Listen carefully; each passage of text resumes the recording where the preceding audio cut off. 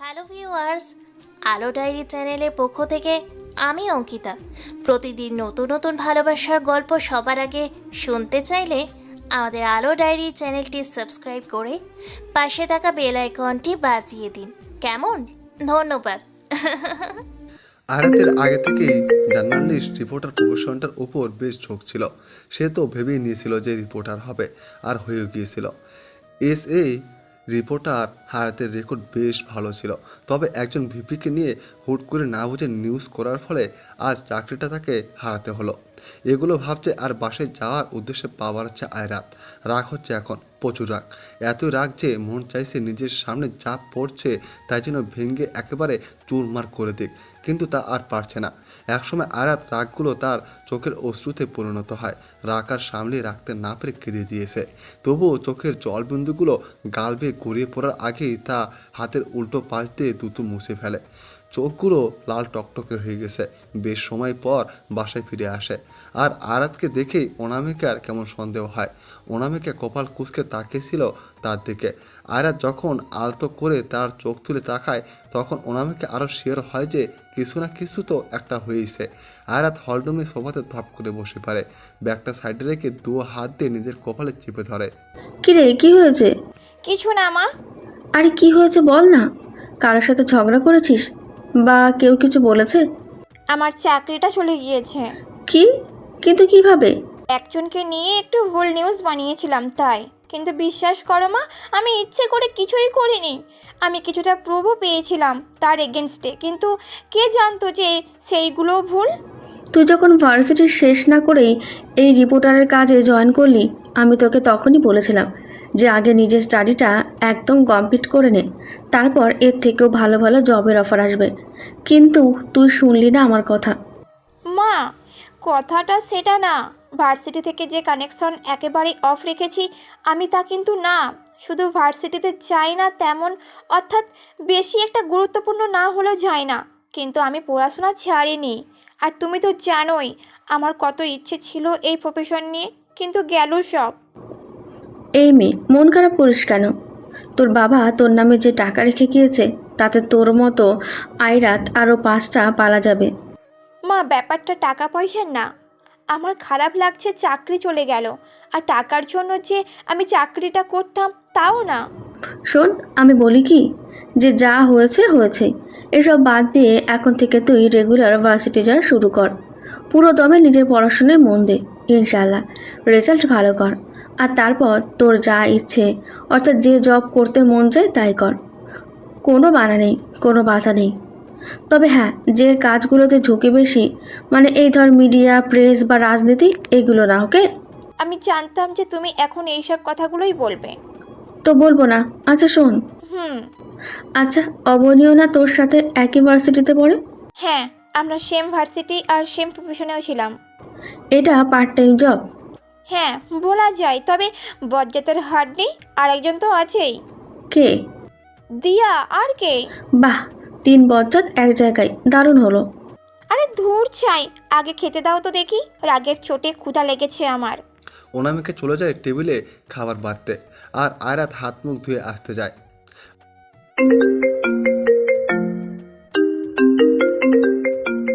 By, কাজ হয়ে গিয়েছে।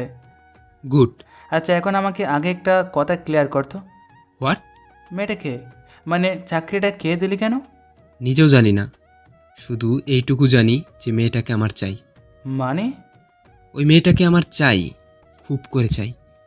এই কয়েকদিনে এইটুকু তো বুঝতে পেরেছি যে যেভাবেই হোক আমার ওই মেয়েটাকে লাগবে আজীবনের জন্য, অ্যাট এনি কস্ট। বুঝলাম। রাখি। আব্রাহাম ফোনটা কেটে দিয়ে নিজের ল্যাপটপের দিকে তাকায়। চোখ থেকে মোটা ফ্রেমে চশমাটা খুলে 2 হাত ভাঁজ করে বেডের সাথে হেলান দিয়ে এখনো ল্যাপটপের দিকে তাকিয়ে আসে তো হাসি। আর সেখানে আর কারো না, হাতের ছবি স্ক্যাচ। পরের দিন সকালে আয়রাত খুব ভোরে ঘুম থেকে উঠে পড়ে। সাধারণত আয়রাত এত সকালবেলা ঘুম থেকে উঠে না, তবে আজ উঠে পড়েছে। কিভাবে সে নিজেও জানে না। অন্যান্য দিন আয়রাতকে সকালে ঘুম থেকে তোলার জন্য অনামিকার এক প্রকার যুদ্ধ করতে হয়, তাও যেন ঘুম ভাঙে না। ঘুম থেকে উঠে অফিসে যাওয়ার জন্য দৌড়াদৌড়ি লাগিয়ে দেয়। কিন্তু এখন যখন আর চাকরি নেই, অফিসে যেতে হবে না, তখন আয়রাত আপনি ঘুম থেকে উঠে পড়েছে। কোনো ডাক দিতে হয়নি তাকে। আয়রাত বিছানাতে বসে এটাই ভেবে তারপর ক্ষীণ এক দম ফেলে উঠে পড়ে। পেছনের চুলগুলোকে ছোট্ট একটা কাঁটা দিয়ে বেঁধে ফেলে। ওয়াশরুম থেকে ফ্রেশ হয়ে এসে পড়ে। ঘড়ির দিকে তাকিয়ে দেখে সকাল বাজে 6টার কাছাকাছি। আরাত ভাবলো বাইরে বের হয়ে রাস্তাটা একটু হেঁটে আসুক। ভোরের আবহাওয়াটা কেমন একটা মনোমুগ্ধকর ভাবা থাক, যেন প্রকৃতির এক আলাদা ছোঁয়া লেগে থাকে। এই সকালবেলা হাঁটতে গেলে ব্যাপারটা মন্দ হয় না। যেই ভাবা সেই কাজ। একটা সব ব্রাউন কালারের জামা পরে চুলগুলো ছেড়ে দিয়ে সোজা বের হয়ে পড়ে। তবে যাওয়ার আগে একবার অবনীকে ফোন করে যে সেও হাঁটতে বের হবে কিনা। আরাত আর অবনী বাসা বলতে গেলে মাত্র 5-10 মিনিটের দূরত্বে। আরাত অবনীকে বেশ কয়েকবার ফোন দেয়, কিন্তু ধরে না। অবশেষে ধরে অবনীর ছোট ভাই রাফি, আর সে কিছুটা তোতলা। হ্যালো, কে রে পিচ্ছি, তোর বোন কই? আপু তো ঘুমায়। ও আচ্ছা, তুমি কি কিন্তু বলবে? বাইরে হাঁটতে বের হচ্ছিলাম তো ভাবলাম তোর বোনকেও নিয়ে যাই, তা উনি তো ঘুম থেকেই ওঠেনি। ও আত্মা, এ কথা তোমার তা নেই। আমি আছি তো, আমি যাব। আচ্ছা তাহলে বাসায় সামনে থাকিস। আত্মা। আয়রাত ফোন কেটে দেয়। যাওয়ার আগে অনামিকের রুমে একবার উকি দিয়ে যায়। না, সে এখনও ঘুম। আয়রাত চলে যায়। মার ঘুম ভাঙার আগে আবার বাসায় চলে আসতে হবে। অবশ্য কিছু বলবে না, তবুও সে তো ঘুম না বলেই বাইরে যাচ্ছে। পরে বাসায় না পেলে খোঁজাখুঁজি শুরু করবে। আয়রাত বাইরে বের হতে এক দমকা হাওয়া এসে গায়ে লাগে, আর আয়রাত চোখ বন্ধ করে তা অনুভব করে। শান্তি। পরিবেশও কেমন একটা মিষ্টি গন্ধ লেগে আসে। আয়রাত আস্তে আস্তে হাঁটা শুরু করে দেয়। সবুজ ঘাসে ভরা মাঠ, দুপাশে বড় বড় গাছ। মাটির ওপরে ঘাসগুলোতে বেশ শিশির বিন্দু লেগে আসে। পাখির কিচিরমিচির স্পষ্ট কানে আসছে। ভোরে যে ফুলগুলো ফোটে তা থেকে তীব্র সুগন্ধি ছড়াচ্ছে চারদিকে। হাতে গোনা কিছু মানুষ রাস্তায় আছে এখন। কেউ রাস্তায় ঝাড় দিচ্ছে, আবার মসজিদ থেকে কিছু মানুষ বের হলো হয়তো নামাজ শেষ করে। সত্যি বেশ ভালো লাগছে। ঠিক কতদিন পর যে এত ভোরে রাস্তায় বের হয়েছে আয়রাত, তা তার মনেই নেই। হাতে থাকা ফোনের দিকে তাকিয়ে দেখে 6:07। আরও কিছুটা দূরে হেঁটেই আয়রাত দেখে যে ছোট চায়ের দোকানের সামনে পিচ্ছে একটা ছেলে দাঁড়িয়ে দাঁড়িয়ে দোকানদারের সাথে বকর বকর করছে। আয়রাতের আর বুঝতে সময় লাগে না যে ওই অবনীর ভাই রাফি। চায়ের দোকানটার এক পাশেই বড় একটা গেট রয়েছে, আর তাই অবনীদের বাসা। সেখান থেকেই এসে হয়তো এই চায়ের দোকানে বসেছে রাফি। এটা তার প্রতিদিনকার কাজ। আয়রাত গিয়ে রাফিকে পেছন থেকে ভু করে চমকে দেয়। এতে রাফি এত জোরে চমকে গিয়েছে যে আয়রাতের সাথে সাথে যে বয়স্ক এক দোকানদার ছিল তিনি হেসে দিয়েছেন। কি রে, ভয় পাইছোস? এভাবে কেউ চমকায়? আহারে তোতলুটা। আমি তোতলো না। হয়েছে, বুঝেছি, এখন চল হাঁটি। আত্মা। হাত দে ধরি, নইলে হারিয়ে যাবি। আয়রাতের কথা মতো রাফিও তার হাতটা আয়রাতের হাতে দিয়ে দেয়। তারপর হাঁটতে হাঁটতে সেখান থেকে এসে পড়ে। আয়রাত রাফির সাথে অনেক প্রিয়, নিজের ভাই মনে করে। আর রাফি অনেক কিউট। আয়রাত আর রাফি হাঁটছিল, তার মাঝে রাফির কত প্রশ্ন। আয়রা আপু এইটা কি, ওইটা কি, আয়রা আপু এটা দিয়ে কী করে, ওইটা দিয়ে কী করে, আরও কত কি। সামনে ছোট্ট একটা নদীর মতো ছিল। হাতে কয়েকটা পাথর কুড়িয়ে নেয় আয়রাত আর রাফি। দুজনেই নদীতে ঢিল দিচ্ছে। আসলে দেখছে যে তাদের মাঝে কার পাথর ঠিক কত দূর চায়। এভাবে প্রায় 20 মিনিটের মতো হাঁটাহাঁটি করে তারা বাসায় আসার জন্য রওনা দেয়। আয়রাত প্রথমে রাফিকে তার বাসায় দিয়ে তারপর নিজের বাসায় আসবে। আয়রাত রাফির হাত ধরে হাঁটছিল, তখন হঠাৎ রাফি বলে ওঠে, আয়রা আপু, কেন তুমি না এত এত ভালো গো? বাবা তাই? হ্যাঁ। কেন বলতো? এই যে আমাকে কত আদর করো, ঘুরতে নিয়ে যাও, খেলো। হলো তোর পাম্পটি দেওয়া। আলে না না না না, পামতাম দিচ্ছি না, সত্যি বলতি। জানো আমার না একটা ইচ্ছে আছে, অনেক বেশি। তা কি ইচ্ছে শুনি? আমি যদি আলো একটু বড় থাকতাম, নইলে তুমি যদি আলো একটু ছোট থাকতে, তাহলে কতই না ভালো হতো বলো। এখানে ভালোর কি আছে? অনেক কিছু। তাহলে আমি তোমাকে বিয়ে করতে পারতাম। বিয়ে করলে তোমাকে আমার সাথে করলে একেবারে নিয়ে তুলে যেতাম। রাফের কথা শুনে আরাতের মুখ হা হয়ে যায় আর সাথে বেশ হাসিও পায়। রাফের হাত ছেড়ে দিয়ে নিজের কোমরে 2 হাত রেখে আরাত বলে ওঠে, হায় রে, কি পাকনা পোলা রে! এই তোর দুধের দাঁত পড়েছে, হ্যাঁ? আর আমি আমি তোর ঠিক কত বছর বড় হব তো ধারণা আছে তোর? হ্যাঁ, নাক টেপলে দুধ পড়বে আর সে কিনা আমাকে বিয়ে করতে আসছে। দিব না একটা কানের মোলা। আগে বড় হ ভাই তুই, তোতলামিটা অন্তত আগে বাদ দে। তারপর কি, তাহলে তুমি আমাকে বিয়ে করবে? ওরে শয়তান, দাঁড়া তুই, আজকে তোর খবর আছে। তোর মায়ের কাছে বিচার দেবো আজকে, দাঁড়া। এই বলে আরাত রাফির পেছনে ধাওয়া করতে লাগে আর রাফির কিলকিল করে হেসে ছুটতে লাগে। তবে ছুটতে ছুটতে রাফির সামনে একটা গাড়ি এসে থামে। তা দেখে রাফিও থেমে পড়ে আর আর আয়রাত গিয়ে আবার রাফের হাত ধরে ফেলে। আয়রাত কপাল কুঁচকে সামনে তাকায় একটা কালো রঙের গাড়ি। গাড়ির উইন্ডো গ্লাস খুলে একজন বলে ওঠে, আপনি আয়রাত ম্যাম, রাইট? হ্যাঁ, আমি আইরাত। আপনি কে? আমাকে হয়তো আপনি চিনবেন না, তবে আমি চিনি। চলুন আপনাকে আপনার বাসার সামনে নামিয়ে দিই। না না না, আপনাকে চিনি না জানি না হুট করেই কেন গাড়িতে উঠবো? আমরা যেতে পারবো, প্লিজ আপনি যান। আসলে আমি আব্রাহাম চৌধুরী স্যারের গার্ড, আর উনি আমাকে আপনাকে এখান থেকে নিয়ে যেতে বলেছেন। ও আচ্ছা আচ্ছা, বুঝলাম এবার। তাহলে তো আরও দরকারই নেই। আপনি প্লিজ যান, আর আপনার ওই আব্রাহাম স্যারকেও বলে দিন যে আমার কোনো ধরনের কোনো হেল্প লাগবে না, নিজেরটা নিজেই বেশ করতে পারি আমি। সো প্লিজ যান। এ কথা বলে আয়রাত রাফের হাত ধরে সোজা সেখান থেকে চলে আসে। আর রাশেদ আব্রাহামের বলাতে অফিসে এত সকালে কিছু কাজের জন্য গিয়েছিল। রাশেদ তো আয়রাতকে কিছুটা হলেও চিনে। রাশেদ কাজ শেষ করে আসছিল আর আব্রাহামের সাথে ভিডিও কলে কথা বলছিল। আয়রাতকে দূর থেকে দেখেই রাশেদ দ্রুত আব্রাহামকে বলে আর আব্রাহাম বলে সে আয়রাতকে যেন ড্রপ করে তার বাসায় নামিয়ে দিয়ে আসে আর ভিডিও কল অন রাখতে। রাশেদ তাই করে। সে গাড়ি থামিয়ে আরতের সাথে কথা বলছিল আর সবই আব্রাহাম দেখছিল। ড্রাইভিং সিটের সামনে ফোনে ভিডিও কল অন করে রেখে দেওয়া হয়েছে, তাতে আব্রাহাম আরতকে দেখছে। তবে আরাত গাড়ির ভেতরে নজর না দেওয়াতে আব্রাহামকে দেখতে পারেনি। আর আরাত কী বলছে তার সব কিছুই আব্রাহাম শুনেছে। সব শুনে যেন আব্রাহাম বেশ ঠেকে গেল। আরাত এক প্রকার তাকে অ্যাটিটিউড দেখালো, যা আব্রাহামের বেশ লেগেছে। আরাত চলে গেল। রাশেদ ফোনটা হাতে নিয়ে আব্রাহামের দিকে তাকায়। স্যার, এবার আয়রাত দেখবে যে তেরামি কাকে বলে ও কত প্রকার কি কি। এই বলে আব্রাহাম কল কেটে দেয়। আরাত রাফিকে নিয়ে তার বাসায় সামনে এলে রাফি চলে যায় আর আরাতও তার বাসায় চলে আসে। এখন তো আর অফিস নেই আর ভারতীয় কিছুদিন পর হয়তো যাবে, তাই এখন কিছুদিন রেস্ট। আরাত বাসায় এসে দেখে তার মা রান্নাঘরে কাজ করছে। উঠে পড়েছো? হ্যাঁ, বাইরে গেছিলি তুই?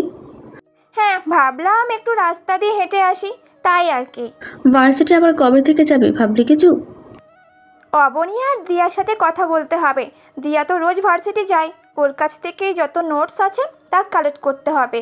আর অবনী যাবে কি না তা জিজ্ঞেস করতে হবে। আচ্ছা। এভাবেই সময় যায়। দুপুরের দিকে অনামিকা ছাদে আচার শুকোতে দিয়েছিল আর এখন ছাদের রেলিংয়ে বসে হাতে আস্ত একটা আচারের বয়াম নিয়ে মনের সুখে খাচ্ছে। দিয়াকে ফোন করেছিল। দিয়া বলল সে তো এখন আর তার বাসায় যেতে পারবে না, তাই বিকেলের দিকে যেন ভার্সিটির ক্যাম্পাসে এসে পড়ে। ভার্সিটি সারাদিন ওপেন থাকে। আরাত হ্যাঁ বলে দেয়। হঠাৎ আচার খাওয়ার মাঝে তৌফিকের ফোন আসে। আরাত কপাল কুঁচকে ফোনটা হাতে তুলে নিয়ে কানে রেখে দেয়। হ্যালো। হ্যালো টলো বাদ দে, খবর জানিস কিছু? খবর থেকে আপাতত বিরতি নিয়েছি আমি সিরিয়াস। আচ্ছা আচ্ছা, বল কি হয়েছে? মিস আয়রা দাফা, আপনার চাকরি কোন ভুয়া রিপোর্ট করার জন্য জানি, বরং আপনার চাকরি খেয়েছে সব আব্রাহাম মোহাম্মদ চৌধুরী, বুঝলেন? কে? মাথা খারাপ হয়েছে তোর? মানে উনি আমার চাকরি কেন খাবেন? ওনার সাথে আমার কথা হয়েছে আর আমি যে কাজটা ভুল করে ফেলেছি তাও উনি জানেন, তাহলে আমার চাকরি কেন উনি কেড়ে নেবেন? ম্যানেজার কথা বলছিল আর আমি সব কিছু স্পষ্ট শুনেছি। বিশ্বাস না হলে তুই নিজেই আব্রাহাম স্যারকে জিজ্ঞেস করে নিস। আচ্ছা, আমি দেখছি। এই বলেই ফোন কেটে দেয় আয়রাত। তার খাওয়া বন্ধ হয়ে গিয়েছে। কপাল কুঁচকে হাতে থাকা ফোনটার দিকে তাকিয়ে আছে আর মনে কতক্ষণ তাকিয়ে থেকে মুখের মধ্যে থাকা আচারটুকু গিলে ফেলে। আব্রাহাম তার চাকরি কেন খেলো? আরাত দ্রুত তার অফিসের একজন সিনিয়র আপুকে ফোন করে, অর্থাৎ আরাত যে অফিসে কাজ করতো আর কি। ওই মেয়েটার সাথে আরাতের বেশ ভালোই সম্পর্ক। আব্রাহামের সাথে দেখা করতে হলে অবশ্যই আরাতকে অ্যাপয়েন্টমেন্ট নিতে হবে। তাই আরাত ট্রাই করছে যে সে ওই মেয়েটাকে বলে আব্রাহামের সাথে আরাতের অ্যাপয়েন্টমেন্টটা ফিট করে দেয়। যেই ভাবা সেই কাজ। হ্যালো নিপাপু। হ্যাঁ আইরাত, কেমন আছো? হ্যাঁ ভালো, তুমি? ভালোই। কিছু দরকার? অনেক বেশি দরকার। হ্যাঁ তাই বলি, দরকার না পড়লে তো আবার আমাকে মনেই করো না। ধুর, আজ এটা কথা বলো না তো। তোমার সাথে সারাদিন বসে থাকলেও তুমি বলবে যে দরকার ছাড়া মনে করি না। আচ্ছা যাই হোক, কি হেল্প লাগবে তাই বলো। আব্রাহাম আহমেদ চৌধুরী আছে না, হুম। তার সাথে আমার অ্যাপয়েন্টমেন্ট ফিক্স করে দিতে হবে তোমার। ওকে, আজ নাকি কাল? আজ মানে যত দ্রুত সম্ভব। আচ্ছা, তো এইদিকে সব ঠিকঠাক করে আমি তোমাকে জানাচ্ছি, কেমন? আচ্ছা। আরাত ফোনটা রেখে দেয়। আস্তে আস্তে বিকেল ঘনিয়ে এলে আরাত ভার্সিটির ক্যাম্পাসে চলে যায়। সেখানে দিয়া আর অবনী আসে। দিয়া আর অবনী বকর বকর করলেও আরাত যেন নিশ্চিন্তায় মগ্ন। তা খেয়াল করে দিয়ে বলে, কি রে, এতদিন পর ক্যাম্পাসে আসলি, তাও এমন করে থুম মেরে বসে আছিস কেন? চাকরি চলে গেছে বলে দেখে মন খারাপ? আরে না রে, তো কিছু না, এমনি। বাই দ্য ওয়ে আমি আগামীকাল থেকেই ভার্সিটি আসবো। বাসায় বসে বসে আর ভালো লাগে না, সময় যেন যেতেই চাইছে না। হ্যাঁ, আয় আয়, দ্রুত আয়। আমারও একা একা ভালো লাগে না, তুই আসলে তাও মজা লাগে। তাদের আড্ডা দেওয়ার মাঝে হঠাৎ নিপার ফোন আসে আরাতের কাছে। হ্যালো। হ্যাঁ আইরাত, তোমার অ্যাপয়েন্টমেন্ট ফিক্সড। তাহলে কি আব্রাহাম চৌধুরীর অফিস এখনই যাব? হ্যাঁ যেতে পারো। আচ্ছা। আচ্ছা, হুট করে ওনার সাথে দেখা কেন বলতো? বেশি না, শুধু কিছু কথা জিজ্ঞেস করবো ওনাকে, ব্যাস। ওকে, তো যাও তুমি। থ্যাংক ইউ সো মাচ আপু। ওয়েলকাম বনু। এই বলে আরাত ফোন রেখে দেয়। তোরা থাক, আমি এখন উঠি রে। মাত্র আধ ঘন্টা হলো এসেছিস, আরও একটু বস। না রে, কিছু কাজ আছে, আমার যেতে হবে। তাহলে কাল থেকে তুই ভার্সিটি রেগুলার আসছিস? হ্যাঁ। তবে আমার তো জব আছেই, আমি তো চাইলেও রেগুলার আসতে পারবো না। তোরা কত আড্ডা দিবি আর আমি একা। আরে আমাদের কাছে থেকে সব পড়া জেনে নিস। আর আসবি, রেগুলার না আসলেও মাঝে মাঝে আসবি, সমস্যা কি? আর অফিস তো সকালে, এখন বাসায় গিয়ে তোর কাজ কি? এখানে বসে দিয়ের সাথে আড্ডা দে, পরে যাস। হ্যাঁ আচ্ছা। আরাত তাদের কাছ থেকে বিদায় নিয়ে এসে পড়ে। একটা ট্যাক্সিতে উঠে পড়ে। অফিসে যেতে প্রায় অনেক সময় ব্যয় হয়ে যায়। একটা সময় ট্যাক্সি থেকে নেমে পড়ে। নিজের সামনে তাকিয়ে দেখে ইয়া বড় বড় অক্ষরে আব্রাহামের নাম লেখা। আরাত তাদেরকে কিছুটা ভেঙচি কাটে, ভেতরে চলে যায়। ওয়েটিং রুমে গিয়ে বসে পড়ে। এখানে আরাতের সাথে আরও 3 জন বসে আছে। তারাও হয়তো আব্রাহামের সাথে দেখা করার জন্য ওয়েট করছে। তবে তার কিছুক্ষণ পর হঠাৎ লোকগুলো উঠে চলে যায়। আরাত বসে থাকে। কিছুক্ষণ অতিবাহিত হওয়ার পর একজন গার্ড এসে আরাতকে বলে যে আব্রাহাম স্যার অফিসে এই মুহূর্তে নেই। আরাত কিছুটা রেগে চলে আসে। অ্যাপয়েন্টমেন্ট আছে জেনেও অফিসে নেই, অযথা এই মানুষগুলোকে বসিয়ে রাখার কোনো মানেই হয় না। পরে জানতে পারে যে আব্রাহাম কাজে ব্যস্ত অনেক। আরাত আর কী করার, মন মরা হয়ে বাইরে বের হয়ে পড়ে। অফিসের বাইরে আসতেই হঠাৎ আরাতের চোখ পড়ে একটা ডার্ক কালারের গাড়িতে। আর একটু খেয়াল করে দেখলে আরাত আর বুঝতে বাকি রইল না যে এটা আব্রাহামের গাড়ি। আরাতের বেশ রাগ হলো, মাথা যেন ধূপ করে আগুন জ্বলে উঠল। সাইডে ব্যাগটা আরও একটু ঠিক করে কাঁধে ঝুলিয়ে গাড়ির দিকে এগিয়ে যায়। 2 হাত ভাঁজ করে গাড়ির সামনে দাঁড়িয়ে আনমনে কতক্ষণ কিছু একটা ভেবে নেয়। মাথায় যেন বাতি জ্বালার মতো শয়তানি বুদ্ধি এসে হাজির হয়ে গেল। আর তার ব্যাগের সাইডের চেনটা খুলে কিছু একটা খুঁজতে লাগে, আর তা পেয়েও যায়। একটা গাঢ় লাল রঙের লিপস্টিক। আর সম্পূর্ণ লিপস্টিকটা বের করে নেয়। তারপর তার ডান হাত দিয়ে গাড়ির উইন্ডোর দিকে বেশ কিছুটা ঝুঁকে পড়ে। ইচ্ছে মতো উইন্ডোতে লাল লিপস্টিক দিয়ে ঘষা দিতে লাগে। আব্রাহামের গাড়ির উইন্ডোটা যেন লিপস্টিক দিয়ে একেবারে লিপটে দেয় আয়রাত। লিপস্টিকটা প্রায় শেষ হয়ে গেছে, তবে আয়রাত যখন লিপস্টিক দিয়ে উইন্ডোতে লাল একটা মার্ক করতে যাবে তখন ভেতর থেকে উইন্ডোটা আস্তে করে নিচে নেমে আসে। আয়রাত এতক্ষণ এক শয়তানে হাসি হেসে এগুলো অকাম করছিল, তবে উইন্ডোটাকে নিচে নামতে দেখে তার মুখের হাসি ধূপ করেই উধাও। গাড়ির ভেতরে চোখ পড়তে আয়াতের কলেজাটা কেমন ধক করে ওঠে। আব্রাহাম এক হাত দিয়ে তার কানে ফোন ধরে রেখেছে আর আয়াতের দিকে এক ভুরু উঁচু করে তাকিয়ে আছে। আয়াত মেয়েকে একটা হাসি দিয়ে শুকনো কিছু ঢকিয়ে দেয়। লিপস্টিকটা আবার সুন্দর করে নিজের ব্যাগে রেখে দেয়। এমন একটা ভাব ধরে যেন সে কিছুই করেনি। ভাজা মাছটা উল্টে খেতে জানে না। আব্রাহাম এবার রক্তচক্ষু নিক্ষেপ করে আয়াতের দিকে, যা দেখে আয়াত যা যে অবস্থা। আয়াত দ্রুত সেখান থেকে কেটে পড়তে ধরলে আব্রাহাম এক নিমিষে গাড়ি থেকে নেমে এসে আয়াতের হাত ধরে হেঁচকার টান দেয়। এতে আয়াত ভরকে যায়। এই শোনো না, প্রতিদিন ভালোবাসার নতুন নতুন গল্প পেতে ও শুনতে চাইলে আমাদের আলোর ডায়েরি চ্যানেলটি সাবস্ক্রাইব করে পাশে থাকা বেল আইকনটি বাজিয়ে দিও, কেমন? আব্রাহাম পেছন থেকে আয়াতের হাত খপ করে তুলে নিচের দিকে এক হেঁচকা টান দেয়, যার ফলে আয়াত একদম তার মুখোমুখি হয়ে যায়। ড্যাব ড্যাব করে তাকিয়ে আছে। আয়াত তার হাতের দিকে খেয়াল করে দেখে আব্রাহাম বেশ শক্ত করে ধরে আছে। সে হাত ছাড়ানোর জন্য কিছুটা মশরামশরি করলে আব্রাহাম আবারও এক টানে তাকে গাড়ির সাথে চেপে ধরে। আয়াত চোখ খিচে বন্ধ করে রাখে। আলতো করে তাকিয়ে দেখে আব্রাহাম তার দিকে সরু দৃষ্টিতে তাকিয়ে আছে। সমস্যা কি তোমার? এবার আয়াতের যেন বুলি ফুটল। সমস্যা? আপনি জিজ্ঞাসা করছেন আমার সমস্যা কি? অবশ্যই সমস্যা আছে তোমার, তাও এখানে। একদম বাজে বকবেন না, বলে দিলাম। কথা ঘোরানো বাদ দিয়ে যা জিজ্ঞেস করছি তাই বলো। জিজ্ঞাসা তো করব আমি, আর বলবেন আপনি। কি? আমার চাকরি কেন খেয়েছেন বলুন? আব্রাহাম এবার নিজেই আয়াতকে ছেড়ে দিয়ে দেয়। কি হলে বলুন? আমার কি খেয়ে দেয়ে আর কোনো কাজ নেই যে আমি তোমার চাকরি খেতে যাব? একদম মিথ্যা বলবেন না, আমি জানি আপনি কিছু একটা করছেন। ওকে, তো আমি যে তোমাকে চাকরি থেকে বরখাস্ত করেছি তার ব্যাপারে কোনো প্রুফ আছে কি তোমার কাছে? আব্রাহাম এবার নিজে আয়াতকে ছেড়ে দিয়ে দাঁড়ায়। এবার আয়াত চুপ হয়ে যায়। আসলেই তো তেমন কোনো প্রুফ নিয়ে আসেনি আয়াত। তৌফিক যেভাবে বললো সেভাবেই সে এসে পড়েছে, যদিও সে তৌফিককে অনেকটা বিশ্বাস করে। Speak up. না। তাহলে কিসের ভিত্তিতে তুমি আমার উপর এই অপবাদ দিচ্ছ? হয়েছে, এত ফলা শাস্তি হবে না। আপনাকে এই কয়দিনে এইটুকু তো চিনে গেছি, বেশ গভীর জলে মাছ আপনি। সামনে আরও কত চেনা বাকি আছে। কিছু বললেন? বললাম যে এখানে কি করো? আপনার সুদর্শন মুখমণ্ডলখানা দর্শন করার জন্য এসেছিলাম, তবে আপনাকে ভিতরে না পেয়ে পেলাম এখানে।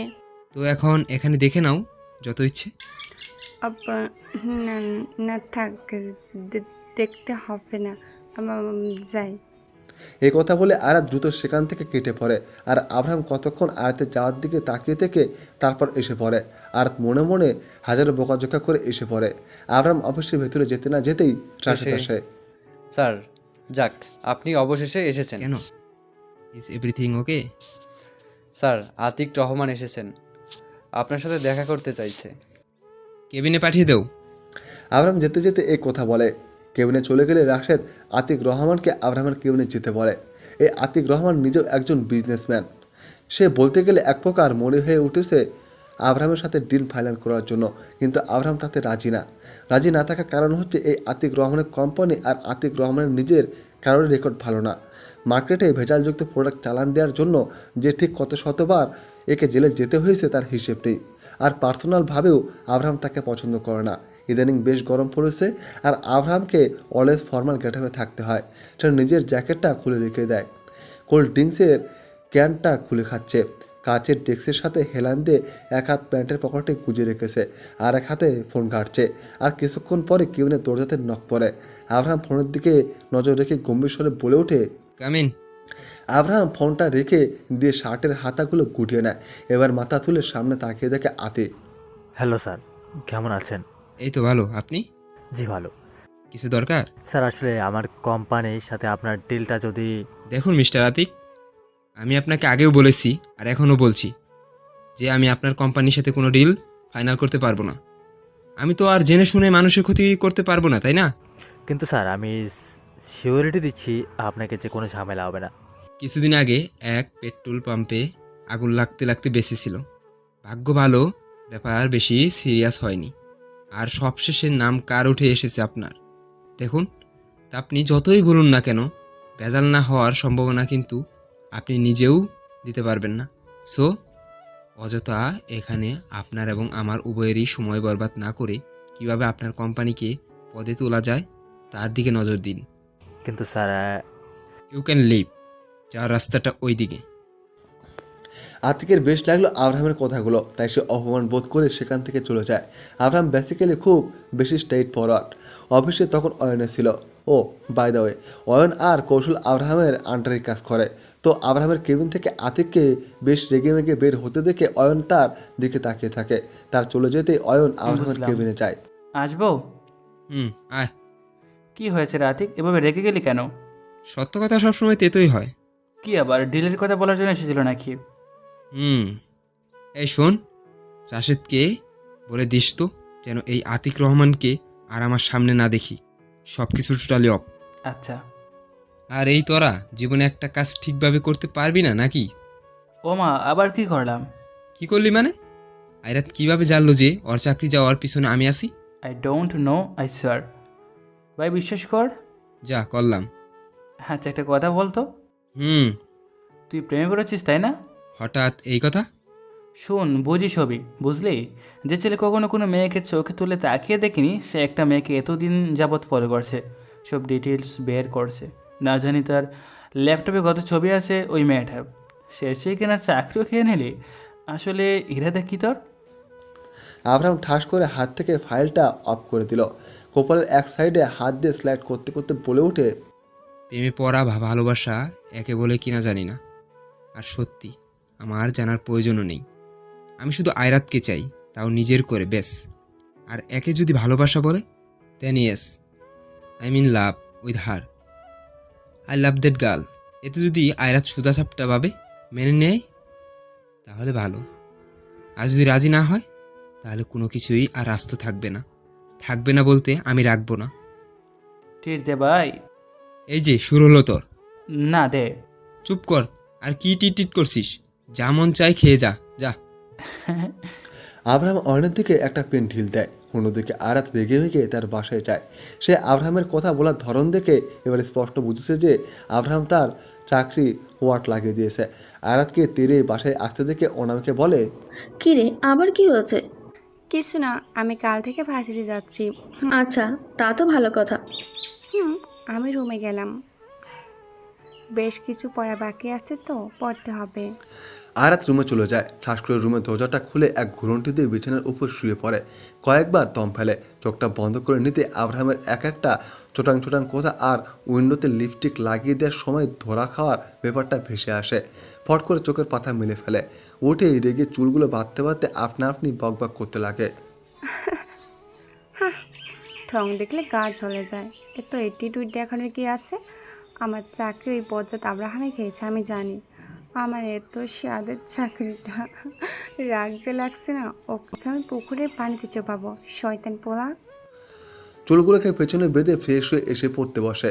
এইভাবেই বেশ সময় চলে যায়। প্রায় 2 ঘন্টা একটানা পরে আরাত উঠে পড়ে। রুমে পানি শেষ, তাই পানি আনার জন্য নিচে কিচেনে যেতেই হুট করে বাড়ির কারেন্ট চলে যায়। আরাত এতে চমকে যায়। সাধারণত আরাত অন্ধকার দেখে বেশ ভয় পায়। তার দম বন্ধ হয়ে আসে। হাতে ওয়াটার পট নিয়ে অন্ধকারের মাঝে হাতিয়ে লাইটার খুঁজে যাচ্ছে। রান্নাঘরের জানালার ফাঁক দিয়ে বাড়ি থেকে হালকা আলো আসছে, কিন্তু তাতেও যেন তেমন কিছু একটা দেখা যাচ্ছে না। এখন আয়াতের নিজের উপর নিজেরই বেশ রাগ লাগছে। কেন নিজের সাথে করে ফোনটা আনলো না? ফোন আনলে আর এই বিপদে পড়তে হতো না তাকে। হাতের বাইরে লেগে একটা স্টিলের থালা ফুলরে পড়ে যায়। অন্ধকার নিস্তব্ধ জায়গায় স্টিলের থালা পড়ে যাওয়ার শব্দটা যেন কানের একদম নলি অবধি গিয়ে বাড়ি খেলো। উপর থেকে অনামিকার ডাক আসলে আয়রা তাকে নিচে নামতে মানা করে দেয়। আয়রা তার হাত থেকে ওয়াটার পটটা রেখে দিয়ে এখন ভালোভাবে লাইটার খুঁজতে লাগে। ভাগ্যক্রমে তা পেয়েও যায়, তবে তা যেন জ্বলছে না। বারবার ট্রাই করছে জ্বালানোর, কিন্তু জ্বলছে না। হঠাৎ রাতের অন্ধকারে বিড়ালের ডাক এলো, সাথে সাথে আয়াতের শরীরের লোমগুলো দাঁড়িয়ে পড়ে। বেশ ভয় লাগছে এখন। আয়াতের কেন যেন মনে হচ্ছে যে তার ঠিক পেছনে কেউ একজন দাঁড়িয়ে আছে, তবে পেছনে ফিরে তাকানোর সাহসটুকু হচ্ছে না। তবুও এখন উপায় না পেয়ে আয়াত আস্তে আস্তে করে ভয় পেছনে ফিরে তাকায়। তাকানোর সাথে সাথে লাইট জ্বালিয়ে দাঁড়িয়ে থাকতে কাউকে দেখতে পায়, অর্থাৎ মোমবাতির আলোতে অনামিকার মুখটা হুট করেই সামনে চলে আসে। এতে আয়াত চমকে গিয়ে দেয় এক চিল্লানি। চিৎকার দেওয়ার পরপরই বাড়িতে কারেন্ট চলে আসে আর অনামিকা আয়াতের বাহুতে এক থাপ্পড় বসিয়ে দেয়। দিব না একটা থাপ্পড় মেরে, এভাবে কেউ চিল্লায়? আরে ভয় পেয়ে গেছিলাম তো, তোমাকে না বারণ করেছিলাম নিচে নামতে। তুই এখানে একা কি না কি করছিস, তাই মোম জ্বালিয়ে নিয়ে আসলাম। আর তুই কিনা আমাকেই ভূত ভাবছিস। এখানে কি করিস? পানি নিতে এসেছিলাম। বাইরের অবস্থা ভালো না, অনেক বৃষ্টি হবে হয়তো, ইলেকট্রিসিটি ডিস্টার্ব করবে। পানি নিয়ে যা বেশি করে, আর লাইট নিজের কাছে রাখিস। আচ্ছা। আয়াত উপরে নিজের রুমে চলে আসে, অনামিকাও চলে যায়। আয়াত পড়া শেষে ফোনটা নিয়ে একটু ফেসবুক ঘাটাঘাটি করে। বাইরে তখন বেশ জোরে সোরে বিদ্যুৎ চমকাচ্ছে। হাত থেকে ফোনটা রেখে এলোমেলোভাবে ঘুমিয়ে পড়ে। রাত যখন বেশ গভীর আর আয়াত নিজেও গভীর ঘুমের অতলে তলিয়ে গেছে, তখন কেন জানি আয়াতের মনে হতে লাগে যে কেউ তার পাশে বসে আছে, হয়তো তাকে খুঁটে খুঁটে পর্যবেক্ষণ করে দেখছে। আয়াত বুঝতে পারে যে কেউ একজন তো তার কাছে এখনই আছে, তবে সে চোখ খুলে তাকে দেখবে সেই শক্তিটুকু এখন তার মাঝে নেই। তার কিছুক্ষণ পরে হঠাৎ আকাশ কাঁপিয়ে বিদ্যুৎ চমক দিয়ে ওঠে। আর হাত দিয়ে বালিশটা আরও শক্ত করে চেপে ধরে। হ্যাঁ, আসলে একজন ব্যক্তি এখন আয়াতের রুমে তার ঠিক সামনে বসে আছে। তার চোখ জোড়া আয়াতে স্থির, একদম কাছে এসে রয়েছে। আয়াতের সারা মুখে বিচরণ করে চলেছে তার চোখগুলো। তুমুল বৃষ্টির পর একসময় চারিদিকে শান্ত হয়ে যায় আর সেই ব্যক্তিটিও চলে যায়। সকালে অ্যালার্মের কর্কশ শব্দে আয়াতের ঘুম ভেঙে যায়। হাত তুলতে তুলতে উঠে বসে অ্যালার্মটা বন্ধ করে দেয়। অন্যটা গলায় জড়িয়ে চুলগুলো এক পাশে নিতে নিতে উঠে আয়নার সামনে গিয়ে দাঁড়ায়। আর দাঁড়াতে তার চোখগুলো যেন ছানা বড়া হয়ে যায়, কারণ আয়নাতে গাঢ় লাল রং দিয়ে লেখা গুড মর্নিং বেবি গার্ল। আয়াত কপাল কুঁচকে তাকিয়ে থাকে সেদিকে। এটা কে লিখলো, কেন লিখলো, কিছুই মাথায় ঢোকে না। আর লিখলোই বা কীভাবে, আর এই কথাই বা কেন লিখবে, সব প্রশ্ন মাথায় এসে বাড়ি খাচ্ছে। তখন আয়াতের চোখ যায় তার রুমের বড় থাই গ্লাসটার দিকে। সেটা খোলা। গ্লাসের কাছে চলে যায়। আয়াতের কপালে চিন্তার ভাঁজ আরও দু একটা পড়ে। তার ভালোভাবেই খেয়াল আছে যে গতকাল রাতে সে গ্লাস লাগিয়ে ঘুমাতে গিয়েছিল, তাহলে এটা খোলা কীভাবে, আর কে এমন কথা লিখবে। এগুলো ভেবে ভেবেই আয়াত আবার গিয়ে আয়নার সামনে দাঁড়ায়। পানির মতো স্বচ্ছ আয়নাতে গাঢ় লাল রঙের লেখা যেন চকচক করছে। সে কয়েক কদম এগিয়ে গিয়ে আলতো হাতে আয়নায় বুলিয়ে দেয়। বাই দা ওয়ে, লেখাগুলো যেই লেখা থাকুক না কেন ভারী সুন্দর। টানা টানা হাতের লেখা অনেক বেশি সুন্দর দেখতে। আয়াত এক মনে তাকিয়েছিল আয়নার দিকে। তখনই তার রুমে অনামিকা আসে। এসে দেখে আয়াত দাঁড়িয়ে আছে। কিরে, এভাবে দাঁড়িয়ে আছিস কেন? ভার্সিটি যাবি না? অনামিকার কথা শুনে আয়াত দ্রুত পেছনে ফিরে তাকায়, এমনভাবে আয়নার সামনে দাঁড়ায় যেন অনামিকার নজরে তার না পড়ে। কিরে, হুম। যা জলদি রেডি হ, আমি ব্রেকফাস্ট দিচ্ছি। আচ্ছা, আমি যাচ্ছি। অনামিকা চলে যেতে ধরেও আবার কপালে ভাঁজ করে আয়াতের দিকে ফিরে তাকায়। কিছু কি হয়েছে? হ্যাঁ, আরে না না না, কিচ্ছু হয়নি। অনামিকা চলে যায় আর আয়াত হাফ ছেড়ে বাসে। ক্লিনার জেল এনে দ্রুত আয়নাতে থাকা কালারটুকু মুছে ফেলে। তারপর খেয়ে দিয়ে রেডি হয়ে ভার্সিটির উদ্দেশ্যে চলে যায়। আয়াতের বাসা থেকে বের হতেই একজোড়া নজর তাকে দেখে। তারপর সোজা আব্রাহামকে ফোন করে। স্যার, আয়রাত ম্যাম বাসা থেকে বের হয়ে গেছে। ওকে। আব্রাহাম ফোন কেটে দেয়। সে নিজের অফিসে বসে বসে ক্লায়েন্টদের সাথে কথা বলছিল, কিন্তু তখন সব কিছু বাদ দিয়ে দ্রুত চলে যায়। তবে আব্রাহামের বাইরে যেতে, অর্থাৎ কেবিন থেকে বের হতেই রিয়ানা নামে একটা মেয়ে তার পথ আগলে দাঁড়ায়। ও আব্রাহাম, কোথায় যাচ্ছ তুমি? Mind your own business. Riana হচ্ছে আব্রাহামের বিজনেস পার্টনার, অর্থাৎ আব্রাহামের সাথে কাজ করে, তবে আব্রাহামের ডিরেকশনে। মেয়েটা বেশ গায়ে পড়া স্বভাবের। কোনো না কোনো বাহানা দিয়ে আব্রাহামের কাছে ঘেঁচতেই চায়, তবে সে যেন আব্রাহামের দু চোখের বিষ। রিয়ানাকে এ কথা বলে আব্রাহাম দ্রুত বের হয়ে পড়ে। সিঁড়ি বেয়ে বাইরে নেমে আসলে গার্ড গাড়ির দরজা খুলে দেয়। তারপর ড্রাইভিং সিটে বসে সোজা চলে যায়। আয়াত ভার্সিটিতে তার ক্লাসে বসেছিল। আরাতের সাথে দিয়েও বসে রয়েছে আর তাদের সামনে প্রফেসর ফাটাসরে লেকচার দিচ্ছে। দিয়ে আরাতের দিকে তাকিয়ে দেখে সে গালে হাত দিয়ে ভাবলেশীনভাবে তাকিয়ে আছে। তাদেরকে দিয়ে সামনে চোখ স্থির রেখে একটু আরাতের দিকে ঝুঁকে বলে, লেকচার বুঝতেছস কিছু? আগামাথা কিছুই বুঝতাছি না, তাও সামনে তাকাই থাক, এমন ভাব ধর যেন সব বুঝা একেবারে উল্টাই ফেইতাছস। বাদাম খাবি? আমার কাছে আছে। ক্লাস থেকে বাইরে বের হওয়ার শখ আছে তোর? এই টাক্কু দেখা ফেললে সোজা বাইরে বের করে দিব, চুপ করে বসে থাক। এভাবেই দেখতে দেখতে ক্লাস টাইম শেষ হয়ে যায়। দিয়ে আর আয়রাত ভার্সিটির মাঠে বসে বসে এখন বাদাম চিবুচ্ছে। তখনই হঠাৎ দৌড়ে অবনী আসে, এসেই ধীরিম করে মাঠের মাঝে বসে পড়ে। কি রে তুই? হ্যাঁ, অফিসে যাসনি? মাত্র আসলাম। বাসায় আর না গিয়ে ভাবলাম যে তোদের চাঁদ বদনী মুখখানা একটু দেখে যাই, তাই এসে পড়লাম। ভালো করেছিস, নে বাদাম খা। আজকে লেকচার ছিল? হ্যাঁ ছিল। কি কি বলো? আল্লাহ জানে। মানে তোরা ক্লাসে ছিলি না? ওই থাক না থাক সমান। তোরা চোর সমিতির সদস্য, পড়া চোর। আচ্ছা, শুনলাম কাল নাকি ভার্সিটিতে ফাংশন। কি?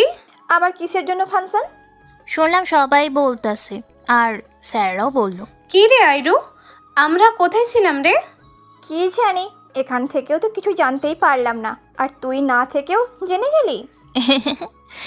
দেখেছো আমি কত স্মার্ট? ওই বিবিসি নিউজ। আরাত এবার জোরে হেসে দেয়। কিন্তু আমি বুঝলাম না যে কিসের ফাংশন। আরে নিউ স্টুডেন্টসরা এসেছে তাই, মানে নিউ ব্যাচ এসেছে তো তাদের নিয়েই হয়তো। কোন ব্যাচ আসলো, কোন ব্যাচ গেল রে ভাই, আমি তো কিছুই বলতে পারবো না, কারণ আমি আশাই শুরু করলাম ভার্সিটি আজ থেকে। আচ্ছা যাই হোক, ভালোই হলো, মজা হবে। হ, ঠিক কইছো। তোর কাল অন্য কোথাও থেকে যেতে হবে না, ভার্সিটি আসিস। হ্যাঁ, আসবো তো। কিন্তু আমি ভাবতেছি আর এক কথা। কি তা? শাড়ি পরবি? এই যে শুরু হয়েছে। আমি ভাই পারবো না, আগেই না করে দিলাম, আমার দ্বারা সম্ভব না। আরে অনেক কঠিন কাজে শাড়ি পরা। আন্টিকে বলবি পরিয়ে দেবে। না মানে আমার শাড়ি নাই। মিছে কথা আর কইস না। আচ্ছা তোরা কি পরবি? দিয়া, অবশ্যই শাড়ি। এই পর না, ভালো লাগবো। তিনজন একসাথে শাড়ি পরে আসবো। আচ্ছা দেখি। বেশ খানিক সময় আড্ডা দিয়ে তারা উঠে যায়। আরাত বাইরে এসে রিক্সার জন্য অপেক্ষা করতে লাগে, কিন্তু পায় না। এত গরম, যার জন্য আরাতকে কপালের একপাশে হাত দেখে কপাল কুঁচকে দাঁড়িয়ে থাকতে হচ্ছে। এই কাঠফাটা রোদে আর দাঁড়িয়ে না থেকে হাঁটা ধরে। তবে কয়েক কদম এগোতে সাই করে একটি গাড়ি এসে আরাতের পাশে দাঁড়ায়। এতে আরাত কিছুটা হসকচিয়ে যায়। তাকিয়ে দেখে একটা গাড়ি, বাট তার উইন্ডো ওঠানো। এর ভেতরে কে আছে তা দেখা যাচ্ছে না। তা এগিয়ে গিয়ে আরাত আবার হাঁটা শুরু করে দেয়। আরাতের সাথে সাথে এবার গাড়িটা আরও একটু এগোয়। আরাত থামলে সেই গাড়িও থামে। আরাত এবার হাঁটে, গাড়িও কিছুটা এগোয়। সে আবার থামে, গাড়িও থামে। এমন প্রায় বেশ কয়েকবার হয়। এইভাবে মেন রোডে এমন করার কোনো মানে হয়? আরাতের বেশ রাগ লাগছে এবার। এই কে রে, চেনে না জানে না, এভাবে গাড়ি নিয়ে তার সাথে সাথে কেন চলছে? আরাত এবার তার দুহাত কোমরে রেখে মুখটা বাঁকিয়ে গাড়ির উইন্ডোর দিকে তাকায়। কয়েক সেকেন্ড পর উইন্ডোর গ্লাসটা নিচে নেমে পড়ে। উইন্ডো যত নিচে নামে আরাতের চোখগুলো যেন তত বড় হতে লাগে। সে খেয়াল করে দেখে গাড়ির ভিতরে আব্রাহাম তার চোখে থাকা সানগ্লাসটা নাকের ডোকায় খানিকটা নামে তার দিকে তাকিয়ে আসে। আরাত এবার দ্রুত সেখান থেকে চলে আসতে ধরলে আব্রাহাম গাড়ি থেকে নেমে পড়ে। এই যে মেয়ে। আরাত থেমে যায়। আমার একটা সুন্দর নাম রয়েছে, আইরাত। সবাই তোমাকে এই নামে ডাকে, রাইট, বাট আমি ডাকবো না। মানে সবাই যা করে আমি তা কেন করব? আপনি এখানে কেন আসতে পারি না? না মানে তা বলিনি, কিন্তু এভাবে রোদে ঘোরাঘুরি করলে তো সাদা মুখটা কালো হয়ে যাবে। কালোই ভালো। গাড়িতে উঠো। কি? গাড়িতে উঠতে বলেছি। আজব, আমি কেন আপনার গাড়িতে উঠবো? আমি বলেছি তাই। আমার চাকরিটা খেয়ে কি আপনার শান্তি হয়নি? এখানে এসেছেন আমার মাথা খেতে। শান্তি তো তোমাকে পার পরে হবে। কে? রাস্তায় সিনকেট না করতে চাইলে সোজা গাড়িতে ওঠো, নয়তো বাঁকা পথের বাপ আমি। আরাত বুঝলো যে এখন আর চাপাচাপি করে লাভ নেই। এই আব্রাহাম তাকে ছাড়বে না। আরাত খেয়াল করে দেখে রাস্তার মানুষজন যাচ্ছে আর তাদের দিকে অদ্ভুত নজরে তাকিয়ে আসে। আরাত দ্রুত আব্রাহামের গাড়ির দিকে এগোয়। গাড়ির দরজা খুলে পিছনের সিটে বসে নিলে আব্রাহাম আয়ারাতের বিপরীত মুখে দাঁড়িয়ে কোরা গলায় বলে ওঠে, সামনে বসো, আমি অবশ্যই তোমার ড্রাইভার নই। আয়ারাত যেন এবার তেলে বেগুনে চলে গেল। ঠাস করে পেছনে দরজা লাগিয়ে দিয়ে সামনে এসে বসে পড়ে, কাঁধের ব্যাগটা কোলে নিয়ে নেয়। আব্রাহাম এসে ড্রাইভিং সিটে বসে পড়ে। গাড়ি চলছে আপন গতিতে, তার মাঝে কারো কোনো শব্দ নেই। আব্রাহাম ড্রাইভ করার মাঝে কয়েকবার আয়াতের দিকে তাকিয়েছে। এবার আয়াত বাঁকা চোখে বার দুয়েক আব্রাহামের দিকে তাকায়। দেখতে কি কেউ মানা করেছে নাকি? পাকা চোখে না দেখে সোজা দেখলেই তো পারো। ইস, একদম কাঁচা লজ্জা দিয়ে দিল। আয়াত মুখ কুঁচকে ফেলে। আমার এত দেখার শখ নেই, আপনি দুটো ড্রাইভ করুন, আমি বাড়ি যাব। একসময় বাসে এসে পড়লো আয়ারাত। গাড়ি থামাতে দেরি, কিন্তু আয়ারাতের বাইরে বের হয়ে আসতে দেরি না। আয়ারাতের দ্রুত চলে আসতেই আব্রাহাম বেশ জোর গলায় বলে, এই বেবি গার্ল, নিয়ম করে প্রতিদিন একটু মধু খেয়েও, বুঝলে? আয়ারাত থেমে তার পেছনে ঘুরে। কেন? এতে মুখ দিয়ে এত তিতো কথা না জোরে কিছুটা মিষ্টি বুলিশ ফুটবে। আমার ঝাল পছন্দ, আর এত মিষ্টি কথা দিই বা কী হবে, তেতোই ভালো। এই কথা বলে আয়ারাত এসে পড়ে। সামনে কয়েক কদম যেতেই আয়ারাতের খটকা লাগে। কপাল কুঁচকে আরেক দফা পেছনে ঘুরে তাকায়, কিন্তু ততক্ষণে আব্রাহাম সেখানে ছিল না। Wait, what? আব্রাহাম আমাকে কি নামে ডাকলো? আয়ারাত অবাক হয়ে তাকায়। আজ সকালে ঘুম থেকে উঠে আয়ারাত তার রুমের আয়নাতে এই নামই দেখেছে, বেবি গার্ল। উনি এই নাম ডাকলো। বাই এনি চান্স আব্রাহাম রাতে আয়ারাতের রুমে যায়নি তো? এটা ভেবেই যেন আয়ারাতের কলেজে আত্মা সব শুকিয়ে যাচ্ছে, কিন্তু পরক্ষণ এসব চিন্তা মাথা থেকে ঝেড়ে ফেলে। আব্রাহাম কি আর খেয়ে দিয়ে কোনো কাজ নেই যে এত শত মেয়ে রেখে আয়ারাতের জন্য এমন করবে? এটা হয়তো একটা কোইন্সিডেন্স ছাড়া আর কিছুই না। সে নাচতে নাচতে তার বাড়ির ভিতরে চলে যায়। বাড়ির ভিতরে যেতেই দেখে সাবিলা বসে আছে, তার মায়ের সাথে কথা বলছে। শুনলাম তোর নাকি চাকরি চলে গেছে। তো এমন কি করলি যে চাকরি থেকেই বের করে দিল তোকে? আগেই বলেছিলাম ভাবি তোমাকে যে মেয়েকে পড়াশোনা কোনো মতে করিয়ে বিয়ে দিয়ে দাও, কিন্তু না, তুমি তো আমার কথা শুনলেই না। মেয়েদের সংসারই হতে হয়, বুঝলে? আয়রাত বলল, আমার বিয়ে চিন্তা করার জন্য আমি আছি বাবু, তোমার তো মাথা না ঘামালেও চলবে। আশাকেরও একটু মাথা যদি তুমি তোমার ছেলে নিলয়ের জন্য ঘামাও, প্রতিনিয়ত বাসায় তো তার নামে কমপ্লেন পাচ্ছ, তাই নয় কি?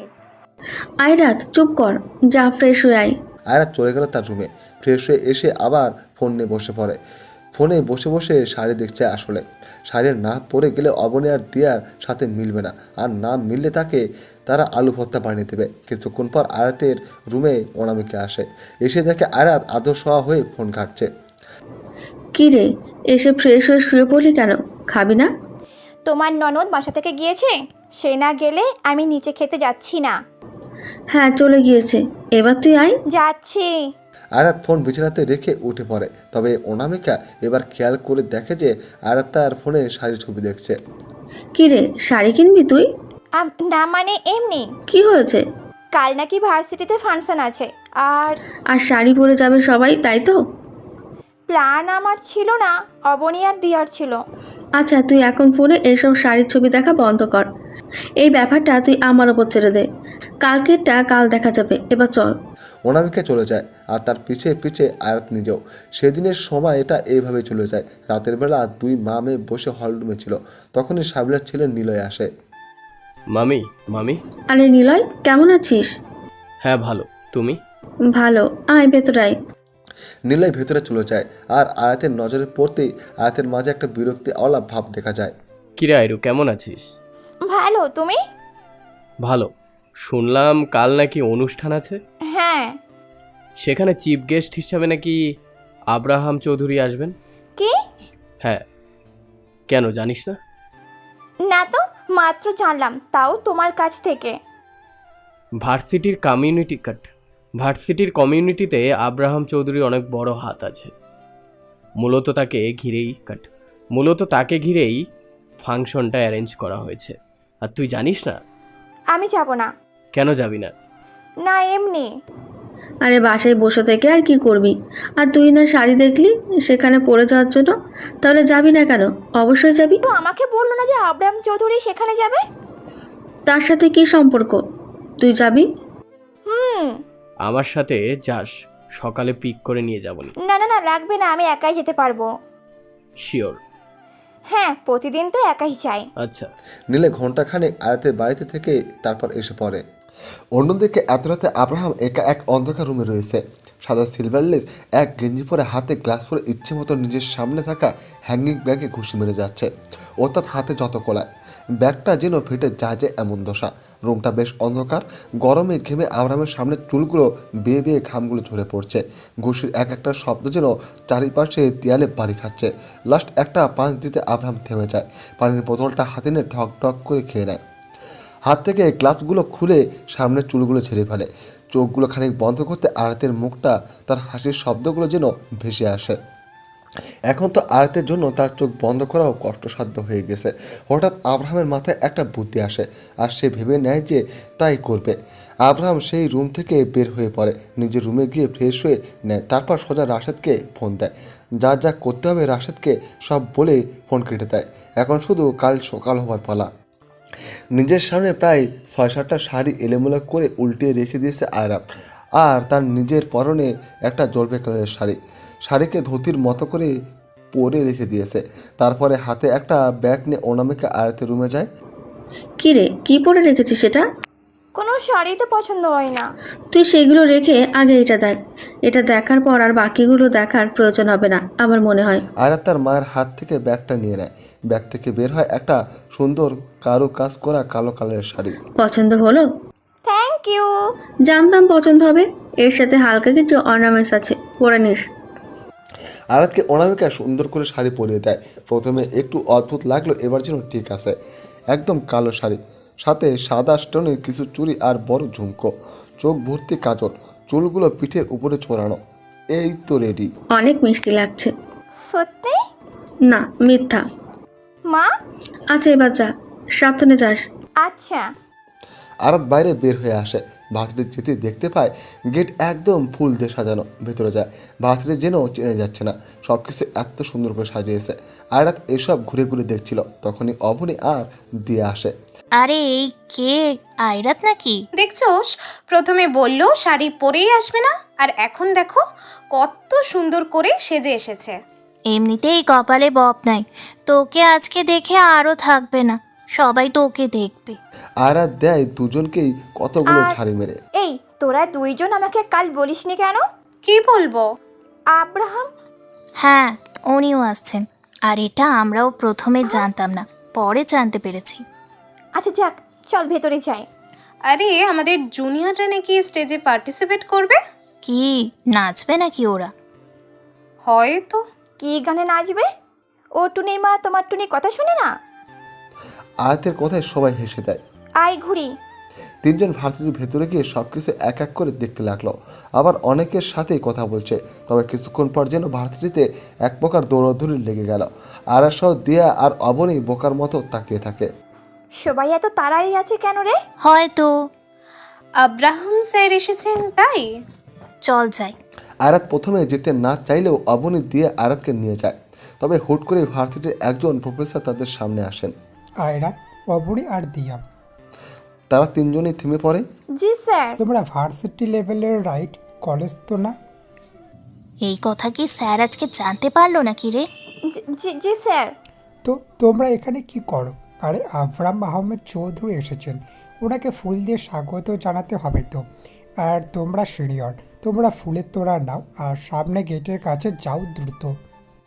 অবনী আর দিয়া সুন্দর করে ফুল নিয়েও নেয়।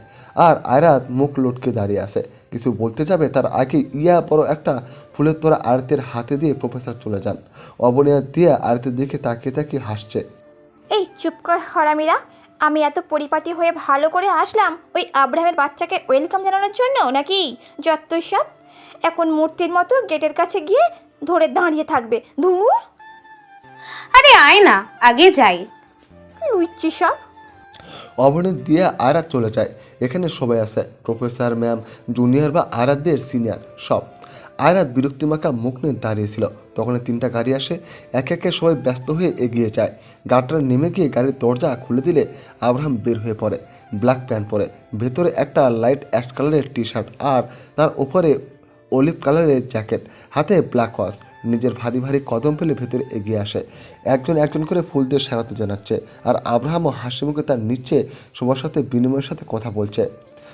আব্রাহামের আসতে আয়াতের ফুলের তোড়া দিয়ে নিজের মুখটা ঢেকে ফেলে আর দিয়ে দেয় এক গুতা মেরে।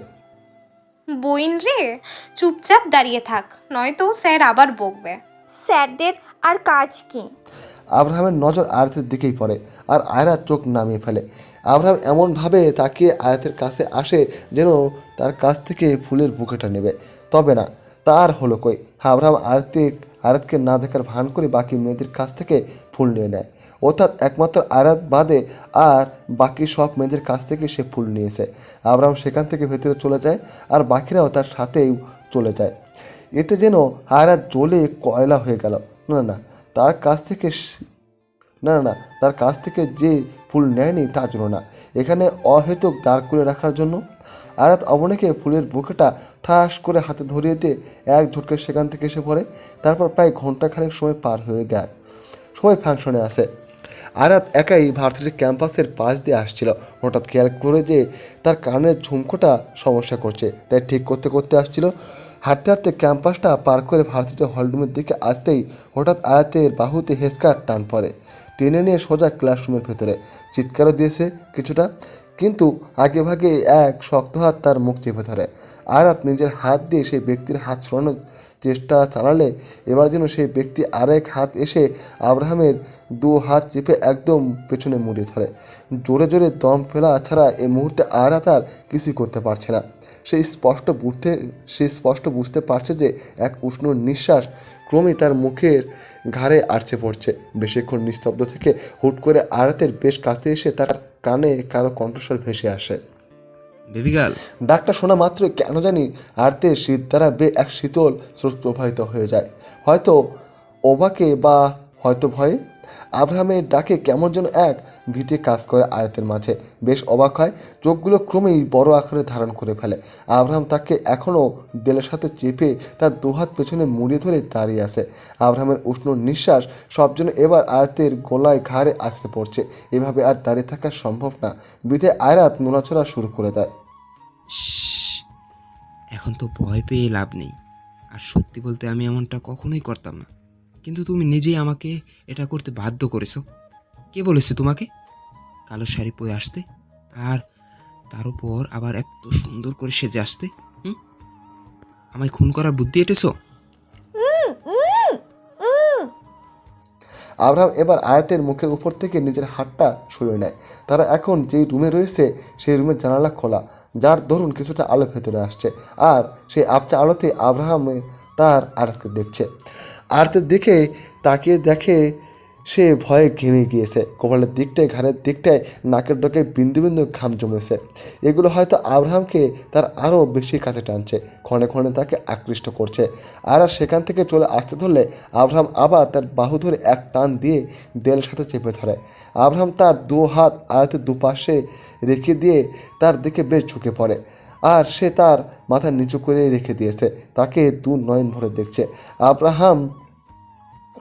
আব্রাহাম খেয়াল করে যে আয়াতের ঠোঁটের পাশে কিছুটা লিপস্টিক ছড়িয়ে পড়েছে।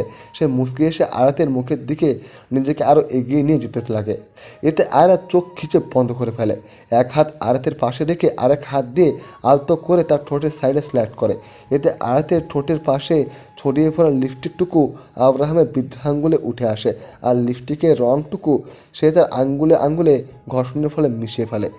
এখনও সে এক মনে আয়াতের দিকে তাকিয়ে আছে, কিছু হচ্ছে না দেখে পিটপিট করে নিজের আঁখি জোড়া মিলে তাকায়। এবার যেন তার আর আব্রাহামের চোখাচোখি হয়ে যায়। আমাকে যেতে দিন প্লিজ। এইটাই তো মন মানে না। আয়াতের নজর উঠিয়ে আব্রাহামকে তাকায়। এর মধ্যে গতি কিছুই সুবিধা লাগছে না, যখন তখন কিছু করে বসতে পারে। দেখুন প্লিজ যেতে দিন, বাইরে যাব আমি। আব্রাহাম আরেক দফা আয়াতের বেশ কাছে এসে পড়ে। হুট করে নিজের ডান হাতের বৃদ্ধাঙ্গুল দিয়ে আয়াতের গালের খানিক নিচু অংশে বুলে দিতে দিতে বলে ওঠে, বেবি গার্ল, মনে রাখবে, আমি নিজে তোমার সাথে রাত দিন 24 ঘন্টা থাকতে না পারলেও আমার দুই নজর সর্বদা তোমার সাথেই থাকে, তোমাকে দেখতে থাকে, ওকে? আর এটা পুরোটাই তোমার দোষ। তুমি আমার নজরে পড়েছো, আমার মনে ধরে গেছে তোমাকে। আর আমার যেটা একবার পছন্দ হয় তা আমি নিজের করেই সারি, by hook or by croak.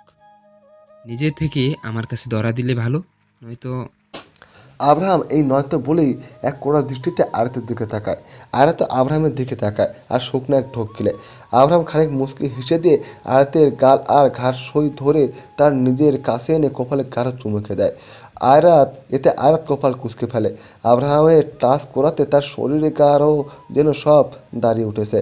আর হ্যাঁ, যদি চাও যে তোমার নিজের সাথে উল্টাপাল্টা কিছু না হোক, তাহলে পরের বার থেকে এভাবে স্পেশালি বেল শাড়ি পরে আমার সামনে আর এসো না। কারণ নিজেকে সামাল দেওয়া ঠিক কতটা কষ্টসাধ্য তা কেবল আমি জানি। এবার যাও। পাখিকে খাঁচায় দীর্ঘদিন পর্যন্ত আটকে রেখে পরে ছেড়ে দিলে যেমন শান্তি পায়, এখন যেন আয়াতেরও ঠিক তেমন দশা। আব্রাহামের 2 হাতের ঘের থেকে ছাড়া পেতে এক দৌড়ে ছুটে বাইরে চলে আসে। কলেজের মাঠে যেতে দেখে অবনী আর দিয়ে দাঁড়িয়ে আছে। তারাও আয়াতকে দেখে। কি রে, কোথায় ছিলি তুই? বন্দি কারাগারে। কি? এতক্ষণে জিজ্ঞেস করছিস কোথায় ছিলাম আমি? একটা বারো খোঁজ করেছিস আমার? আরে আমরা ভাবলাম হয়তো ব্যস্ত তুই বা কাজ কর। কানের গলায় চর একটা মারতে মন চাই। তোরা বান্ধবী নামে আচ্ছা, কলঙ্ক। আমরাও না আব্রাহাম স্যারকে প্রায় অনেক সময় যাবত দেখতে পাচ্ছি না। কোথায় রে উনি? কোথায় আর থাকবে? এতক্ষণ আমাকেই তো আটকে রেখেছিল। কি? কিছুই না। আরে ওই তো আসছে। কি করে আসছে? কই আসছে? ওই যে আব্রাহাম স্যারকে দেখ, স্টেজে আসছে, বসে আছে যে, ওই যে। ধুর ছাতা, কেন আসছিলাম আমি এখানে? কানের পোকা খেয়ে ফেললো। কই যাই, কোথাও গিয়ে শান্তি নাই। ক্লাসে লেকচার আর এখানেও। আসলে আর ভালো লাগে না। এভাবেই বেশ সময় পার হয়ে যায়। একটা সময় ভার্সিটির ফাংশনও শেষ হয়ে যায়। দিয়ে অবনী চলে গিয়েছে। অবনীর একটু তাড়া ছিল। এভাবেই বেশ সময় পার হয়ে যায়। একটা সময় ভার্সিটির ফাংশনও শেষ হয়ে যায়। দিয়ে অবনী চলে গিয়েছে। অবনী একটু তাড়া ছিল, তাই সে আগে চলে গিয়েছে। আয়াত ভার্সিটির বাইরে গেটের কাছে আসলে দেখতে পায় 2জন ছেলে বাইকের ওপর বসে বসে সিগারেট খাচ্ছে। কান্নার ভাই আন্তা দেখেও বলবে যে এরা আস্ত বকাটা টাইপের ছেলে বলে, তাই আয়াত তাদের দিকে খেয়াল না করে দ্রুত সেখান থেকে কেটে পড়তে নেয়। তবে আয়াতের সাইড কেটে যেতেই তাদের মাঝ থেকে একজন জোরে সিটি বাজায় আয়াতের দিকে তাকিয়ে। আয়াত রাগে চোখ বন্ধ করে কিছুটা থেমে যায়।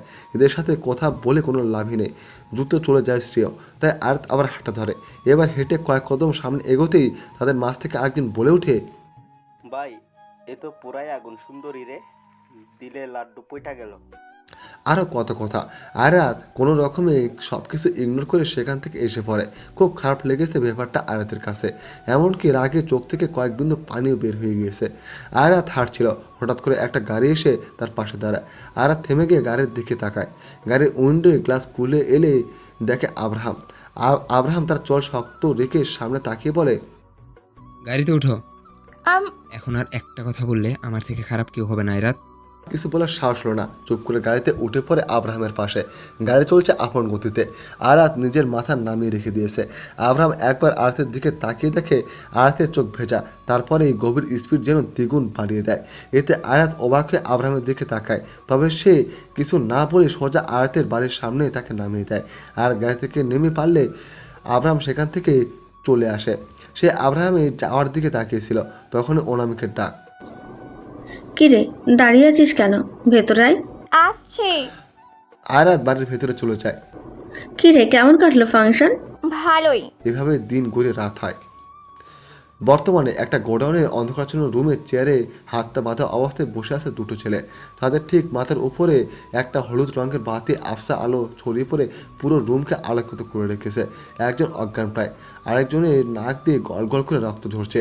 দেখে বোঝা যাচ্ছে এদের খাতিরদারিতে কোনো কমতি রাখেনি। হাতগুলো র্যাপ দিয়ে এতটা শক্ত করে চেয়ারের সাথে বেঁধে রাখা হয়েছে যে দেখে মনে হচ্ছে মাংস কেটে ভেদ করে ভেতরে ঢুকেই যাবে। তাদের পেছনে কতগুলো কাঠ দাঁড়িয়ে আছে, ছাড়া পাওয়ার জন্য একত্রি ভরা টলটলে চোখ। তাদের বললেও গার্ডগুলো তাদের কথা গ্রাহ্য করে না। হঠাৎ তাদের কানে কারো ভারী ভারী পায়ে এগিয়ে আসা শব্দ শোনা যায়। নিবু নিবু চোখের সামনে তাকিয়ে দেখে একজন বেশ লম্বা চড়া লোক।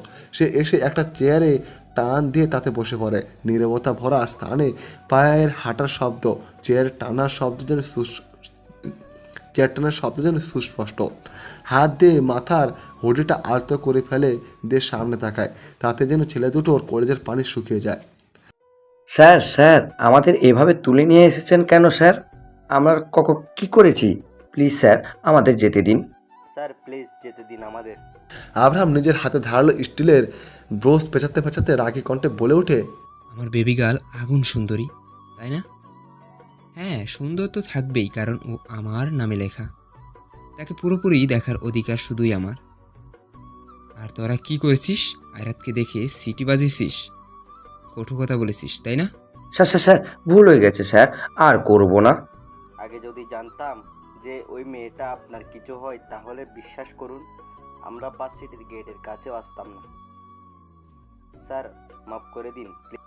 অনেক দেরি হয়ে গেছে তোদের জন্য আমার বেবিগালের চোখ থেকে পানি গড়িয়েছে। তোরা ভাবতে পারছিস আমি তোদের ঠিক কি হাল করব? স্যার এইবারের মতো মা। আব্রাহাম যেন আর কিছুই শুনতে পারল না। রাগে হাতে রগগুলো ফুলে উঠেছে। হিংস্র চিৎকার দিয়ে হাতে থাকা ধারালো স্টিলের বেজ দিয়ে প্রথম ছেলেটার মুখে দেয় এক ঘুষি মেরে। ফলে ছেলেটার গালের এক পাশের মাংস চিরে আরেক পাশে এসে পড়েছে। রক্ত ফিনকি দিয়ে বের হচ্ছে। ছেলেটার চেয়ার সহ মাটিতে ধীরিম করে লুটিয়ে পড়ে। চোখগুলো বড় বড় করে বের করে রেখেছে। সেখানেই কাতরাতে ছেলেটা মারা যায়। এছাড়াও প্রথমে প্রচুর মার খেয়েছে দুজনে। প্রথম ছেলেটার এই দোষা দেখে দ্বিতীয় জনের জন্য মরণ কান্না শুরু হয়ে গেল। আব্রাহামের সামনে এখন শুধু আয়াতের কান্না ভেজা মুখটা ভেসে আসছে। আব্রাহাম আর সহ্য করতে না পেরে পাশে থেকে একটা মোটা লোহার রড দুই হাতে শক্ত করে ধরে নিজের সব শক্তিতে ঠাস করে ওই ছেলেটার মাথার পাশে বাড়ি মেরে দেয়। ঠাস করে শব্দ হয়, দেয়ালে এক গাদা রক্ত ছিটকে যায়। ছেলেটা আর একটা টু শব্দ করতে পারে না। মাথার খুলিটা হয়তো এক সাইড থেকে আলগা হয়ে খুলে গিয়েছে। চুপ হয়েও সে নিচে লুটিয়ে পড়ে। আশেপাশে গাটার সবাই কপাল কুঁচকে মাথা নিচু করে দাঁড়িয়ে আছে। আব্রাহাম তার বাম হাতে রডটা নিয়ে রক্তচক্ষু নিয়ে ছেলেগুলোর দিকে তাকিয়ে রাগে ফুঁসছে। রাশেদ! আব্রাহাম এত জোরে চিল্লিয়ে ডাক দেয় যে তাতে সবাই চমকে ওঠে। রাশেদ খেয়াল করে দেখে যে আব্রাহামের হাত রক্ত লাল হয়ে আছে। রাশেদ সাদা কাপড় নিয়ে যায়। আব্রাহাম তা নিয়ে হাত মুছতে মুছতে বলে ওঠে, ট্রাক অ্যাক্সিডেন্টে মারা গিয়েছে দুইজন। ক্লিয়ার? জি স্যার। আব্রাহাম আবার হুডিটা তুলে সেখান থেকে সোজা চলে আসে। রাশেদ এবার ছেলে দুটোর দিকে তাকায়। তার নিজের গা গুলিয়ে আসছে, একেবারে থেতলে গেছে। আব্রাহাম বাইরে গিয়ে রুফলেস গাড়িতে বসে চলে যায়। কেউ তাকে দেখে বলবে না যে আব্রাহাম শান্ত মস্তিষ্কের একজন খুনি। সে বাসায় চলে যায়। এখনও প্রচণ্ড রেগে আছে। ইনফ্যাক্ট সব স্টাফরা আব্রাহামের এমন রাগী ভাব দেখে দূরত্ব বজায় রাখছে। বাসায় গিয়ে দেখে তার দাদি বসে আছে। ইলা আব্রাহামের দিকে তাকায়, বোঝে যে কিছু একটা হয়েছে, যার দরুন আব্রাহাম রেগে লাল হয়ে গেছে। আব্রাহাম কিছু না বলে সোজা নিজের রুমে চলে যায়। তারপর গিয়ে ঠাস করে দরজা লাগিয়ে দেয়। আরাতের কথা বড্ড বেশি মনে পড়ছে। আব্রাহাম যে দিনকে দিন পরিবর্তন হচ্ছে তা সে ভালোই খেয়াল করেছে। নিজের অজান্তে নিজের মাঝে চেঞ্জ আসছে। এসব প্রেম ভালোবাসা থেকে সবসময় দূরে থেকেছে সে। কিন্তু কখন যে একটা মেয়ের প্রেমে পড়ে সে নিজে হাবুডুবু খেতে লাগলো তা হয়তো নিজেও জানে না। দিন দিন যে আব্রাহামের পাগলামোগুলো বেড়ে চলেছে। নিজের ওপর থেকে হুডিটা খুলে ফ্লোরে ফেলে দেয়। খুব রাগ লাগছে, কোনো মতেই থামছে না। ছেলেগুলোর জন্যই তার এত রাগ লাগছে। তাদের নিঃশেষ করে দিয়েছে নির্মমভাবে, কিন্তু তবুও যেন নিজের মাঝে শান্তি খুঁজে পাচ্ছে না আব্রাহাম। রাগ আর সামলাতে না পেরে নিজের পাশ থেকে বিশাল আকারের কাচের একটা ফ্লাওয়ার ভ্যাস তুলে আছাড় মেরে এক নিমিষেই ভেঙে ফেলে। মুহূর্তে খান খান হয়ে যায়। চারিপাশে কাচের টুকরো সব ছড়িয়ে ছিটে রয়েছে। উপরে রুম থেকে ভাঙ্গা চুরের আওয়াজ পায় সবাই। ইলা বুঝলো ব্যাপারের হাতের বাহিরে। এখন একটু একা থাকতে দিক ওকে, নয়তো আবার কি থেকে কি করে বসবে আল্লাহ জানে। আব্রাহামের মাথায় এখন এক কথায় কাজ করছে যে ওই ছেলেগুলো তার আয়াতের দিকে নজর দিয়েছে। আয়াতকে আজ বিকেলের দিকে তার বাসায় ড্রপ করে দিয়ে আব্রাহাম তার গার্ডদেরকে ওই ছেলে দুটোকে তুলে নিয়ে আসতে বলে। আগে ঠিক করেছিল যে ছেলে দুটোকে জানে মেরে ফেলবে। ইদানিং আব্রাহাম নিজের সব কিছুতে আয়াতের ছবি রেখে দেয়। তার রুমের এমন একটা কোণা বাকি নেই যাতে আয়াতের ছবি নেই। আর রাশেদকে দিয়ে সে আয়াতের সব ছবিগুলো নিজের রুমে আনতে বলেছে। নিজের রুমের দেয়ালে আয়াতের বড় একটা ছবি রয়েছে। নিজের ফোন, ল্যাপটপ, ওয়ালেট অর্থাৎ এমন কোনো স্থান নেই যেখানে আয়াতের অস্তিত্ব নেই। আব্রাহাম ভালোবেসে ফেলেছে আয়াতকে, অনেক বেশি ভালোবেসে ফেলেছে, শুধু মুখ ফুটে বলা হয়নি। আব্রাহাম এক এক করে রুমে আয়াতে যতগুলো ছবি ছিল তার সব নিয়ে আসে। আয়ারাতের এত ছবি রয়েছে যে তাতে পুরো ফ্লোর একদম ঢেকে গিয়েছে। চারপাশে শুধু আয়ারাতের ছবি আর কাচের টুকরো ছড়িয়ে আছে, আর তার মাঝে আব্রাহাম হাতে আয়ারাতের একটা ছবি নিয়ে শুয়ে আছে। ফ্লাওয়ার বাসটা যে ভেঙে গিয়েছিল তার একটা টুকরো আব্রাহামের হাতে লেগে কেটে গিয়েছে। সেখান থেকেই বেশ রক্ত ঝরছে, তবে সেদিকে এক বিন্দু খেয়াল নেই আব্রাহামের। সে যেন এই অবস্থায় শান্তি খুঁজে পাচ্ছে। এটা যেন আস্তে আস্তে তার রাগটাকে একদম পানি করে দিচ্ছে। আয়ারাতের ছবিটা বুকে জড়িয়ে ধরে কাটা হাতটা পাশে এলে দেয়, চোখের পাতাগুলো বন্ধ করে নেয়। আস্তে আধার রুমে রক্তাক্ত বেশ কিছু কাচের টুকরো, আর তাতে আব্রাহামের বুকে আয়াতের চিহ্ন নিয়ে রয়েছে আব্রাহাম। ব্যাপারটা কেমন এক ভয়ঙ্কর জেদ। এভাবে সে ঠিক কতক্ষণ ছিল তা তার নিজেরও খেয়াল নেই। পরের দিন সকালে উঠে আয়ারাত তার ভার্সিটিতে চলে যায়, আর তার ভার্সিটি যেতে দিয়ে ছুটে আসে। আইরু, এই আইরু, আরে ওই যে। আরে ভাই আসতে, ট্রেন ছুটে যাচ্ছে না তো রাস্তে, দম নে আগে, কি হয়েছে কি? আমাদের ভার্সিটির দুজন এত জঘন্যভাবে মারা গিয়েছে, কি আর বলবো। ইস, রাস্তায় তাদের পড়ে থাকতে দেখে। কে? হ্যাঁ, আমি আজ তাড়াতাড়ি ভার্সিটি আসি, আর এসেই দেখি এসব কাণ্ড। বইন, আমি ওদের লাশ দেখেছি। আল্লাহ, আমার মাথা ঘোরাচ্ছে। কিন্তু কিভাবে মারা গেল? সবাই তো বলে ট্রাক অ্যাক্সিডেন্ট। দাঁড়া, আমার কাছে পিকও আছে, দেখাচ্ছি তোকে। এসে হাঁপাতে লাগে, দিয়ে তার ফোনটা বের করে পিকগুলো আয়াতের দিকে ধরে, আর লাশগুলোকে দেখে আয়াতের মুখ হা হয়ে যায়। সে দিয়ের কাছ থেকেই ধরপর করে ফোনটা নিজের হাতে নিয়ে নেয়, ফাটা চোখে ফোনের স্ক্রিনে তাকিয়ে আছে। এরা মারা গেল কিভাবে? কালই না ভালো দেখলাম। মানে? কাল আমি আসছিলাম, তখন গেটের কাছে এদের দাঁড়িয়ে থাকতে দেখেছিলাম। সত্যি বলতে আমাকে দেখে কিছুটা কটু কথাও বলেছিল, আর আজই এই দশা। প্লিজ ফোন নিয়ে, আমার গা শিউরে উঠছে এদের দেখে, এত রক্তাক্ত। আল্লাহ। আয়ারাত দিয়ের কাছে ফোন দিয়ে দেয়, তারপর ক্লাসে চলে যায়। ভার্সিটির পরিবেশ আজ শুরু এই অ্যাক্সিডেন্টের কথা বলেই যাচ্ছে, সবার মুখে মুখে এক কথায়। তবে এবার আয়াত কেন জানি আব্রাহামের কথা মনে পড়েছে। কাল গাড়ি নিয়ে তাকে ড্রপ করা, রাগে লাল হয়ে থাকা। আচ্ছা, এই ছেলেগুলোকে আব্রাহাম আবার মারেনি তো? ক্লাসে বসে বসে আয়াত এগুলোই ভাবছিল। হঠাৎ দিয়ার ডাকে তার ধ্যান ভেঙে যায়। পরে খেয়াল করে দেখে ক্লাস শেষ হয়ে গেছে। দুজন মিলে বাইরে বের হয়ে পড়ে ক্লাসের। আয়াতের বাইরে বের হতে একজন কালো পোশাক পরা লোক আয়াতের কাছে আসে। আয়রাত ম্যাম, জি? আমি আব্রাহাম স্যারের গার্ড। উনি আপনাকে আমার সাথে করে নিয়ে যেতে বলেছেন। কিন্তু কোথায়? গেস্ট হাউসে। কিন্তু ম্যাম প্লিজ আসুন, আপনাকে যদি সাথে করে না নিয়ে যাই তাহলে স্যার শ্যুট করে দিবেন আমাকে। আচ্ছা আমি যাচ্ছি। এই বলে আয়াত গাড়িতে উঠে পড়ে। কি মানুষ রে বাবা, সবাইকে ভয়ের ওপরে রাখে।